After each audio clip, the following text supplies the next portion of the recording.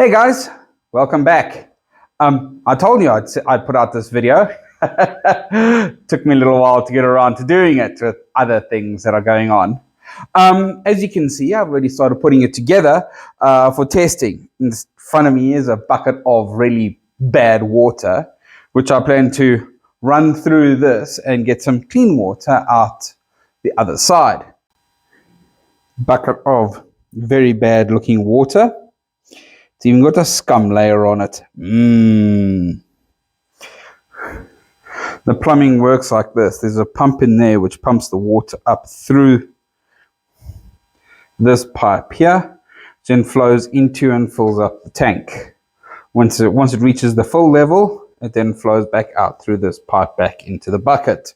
This pipe here is the drain hose, which also flows into the bucket. On the top, this hose, which was supposed to flow into here and basically use the same water, is now actually connected directly up to my radiator with a fan on the front. And then from the radiator, it then goes round through a Peltier module, which will then go through another Peltier module, which I haven't built yet. And then from there, it comes all the way around, back up, and through the top into the reservoir, which will then go into the pump and gets recirculated through the distiller, and there we go. The distiller, meanwhile, is connected here through this pipe, which runs all the way down into my collection tank. That plug there is for powering the boiler. Everything else is 12 volt and connected to my 12 volt battery, which is all the way over there. Connected to my 12 volt battery that I'm using to test everything with under my desk here.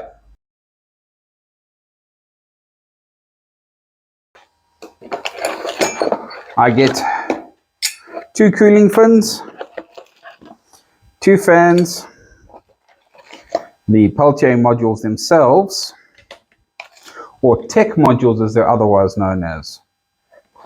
A couple of fitting tools. I'm not going to be using that thermal paste, I've got my own. As well as a water block. First things first for me is working out which way around this Peltier module needs to go. Because one side gets hot, the other side gets cold. I'm fairly certain it's the side of the text that gets cold, but I'll find out now by putting some power to it.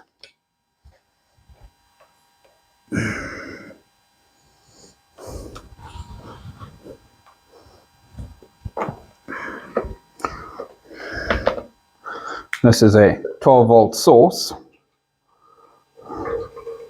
I've wired it up so that the positive is white and then the negative is black. And now what I do is I put a little bit of power to the actual module for a minute. And then we see which side is cold, which side is hot. So the side of the text is the side that it gets cold. So we mount that, a little bit of thermal grease.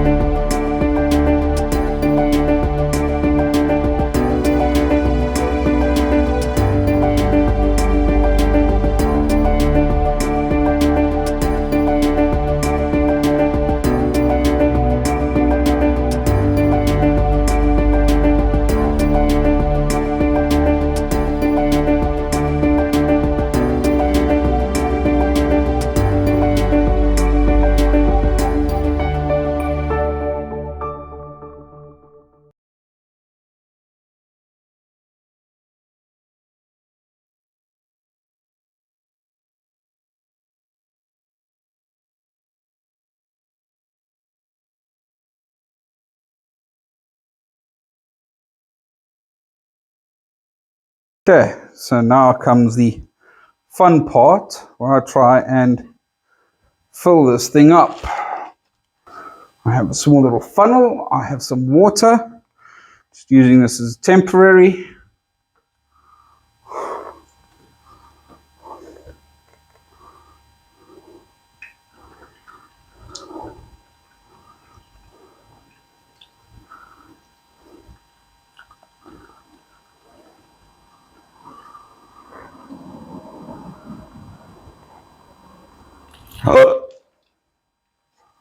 I filled it too fast.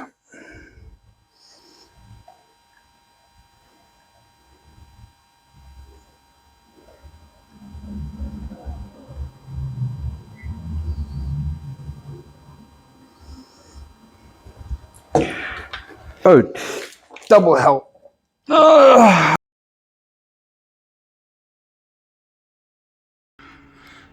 After a bit of trial and error, I have now bled the whole system.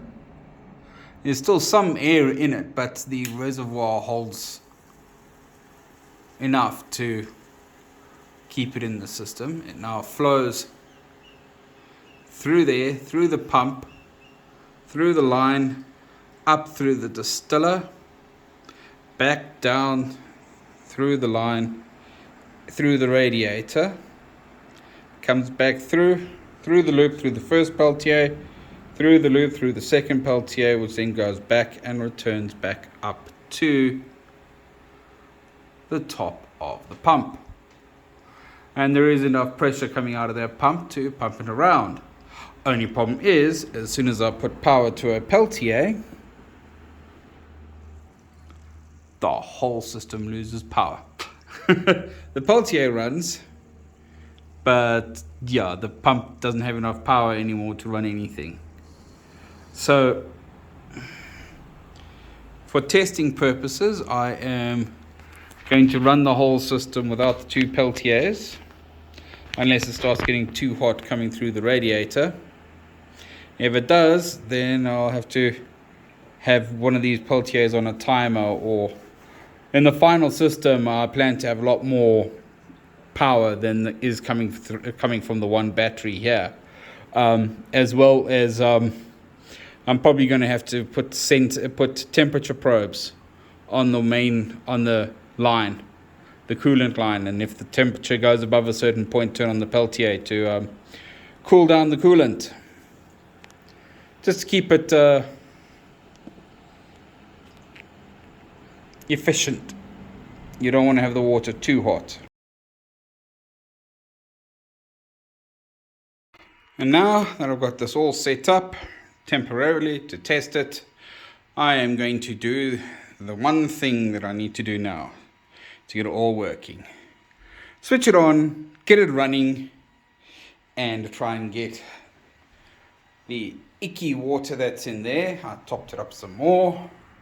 The icky water that's in there to be purified through the system and fill that up. Let's go.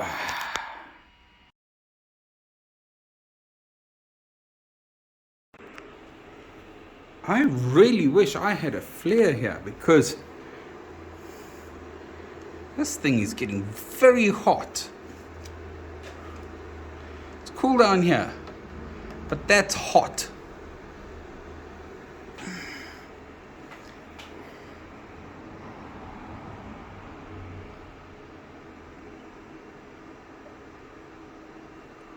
So is my cable down here getting quite warm as well. So warm. Yeah, it's so warm that I'm actually worried that it might actually cause a problem.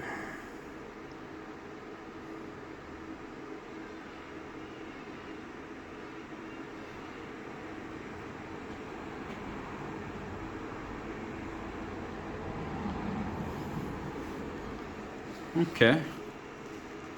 Well, got the tank busy heating up.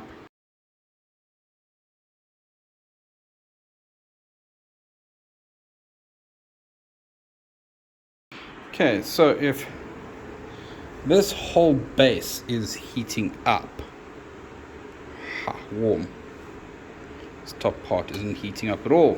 Okay. Is the water heating up?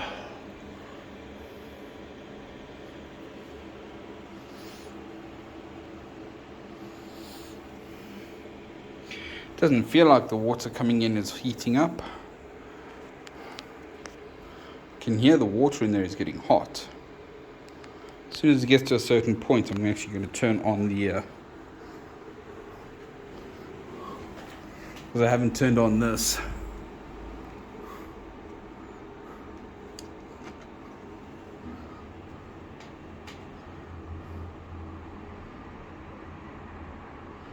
Because as soon as I hear it boiling, I'm going to turn that on, and then I'm just going to leave it running.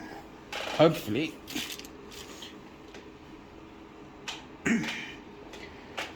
my cable doesn't melt. My extension cord doesn't melt.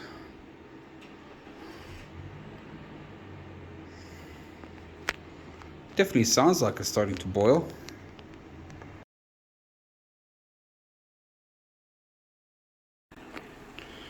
Okay, the whole thing is actually moving around because of the boiling water inside. It seems to be going at a rolling boil. Hey, there we go. We've got Distiller coming out.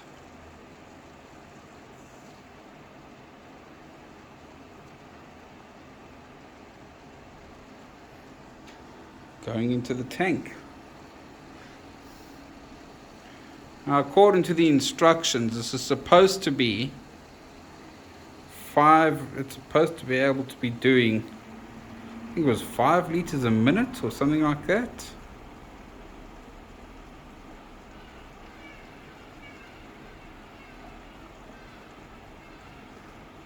And the fact that this whole thing is dancing,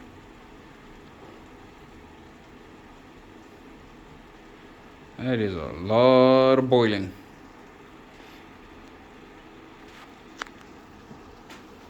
Oh, what is... Wow. Oh, wow. That's really hot water that's going through that system. Okay. I learned something new. Ouch. I'm going to need a bigger radiator, more fans, way better cooling system, and a way better power system. Because, yeah, that was a little bit too much. My cooling loop is boiling, as evidenced by the reservoir full of steam.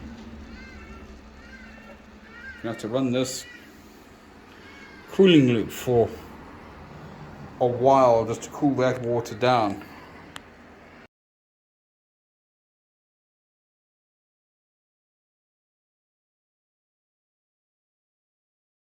That's my visit with Marai here at East Coast Scratch and Dent.